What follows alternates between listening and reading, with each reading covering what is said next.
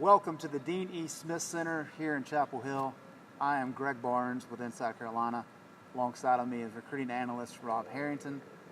Rob, let's talk about the big name on the roster this year, Cole Anthony, a big-time recruit for Roy Williams, a needed recruit for sure. Kind of an interesting dynamic with Cole in that there's going to be a lot of expectations on him. Roy Williams has already admitted as much and believes he's a good enough player to handle those expectations. While we saw Kobe White last year soak up a lot of the usage, he had a lot of minutes, a lot of shots. He also had guys like Luke May and Cameron Johnson and Kenny Williams around him to help shoulder the load. Cole may not have that early. So how do you see that dynamic working out with him being such an instrumental piece of this team? Well, it's interesting. In some sense, it is the new normal now that Carolina is in the one-and-done game, at least at that position, with Kobe White, his immediate predecessor.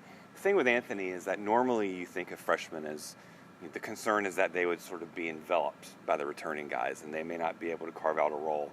If anything with Anthony, it's that they will have to refine his role because it might be too large early.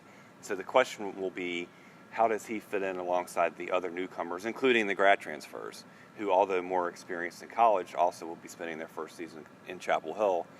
And Anthony, because of his talent level and the extent to which the team will rely on him, it's almost like they are going to have to try and reel in some mistakes, but at the same time, they have to let him run. And the team, I think, could maybe suffer from that early in the season, but the object will be by the end of the year, there'll be a huge payoff.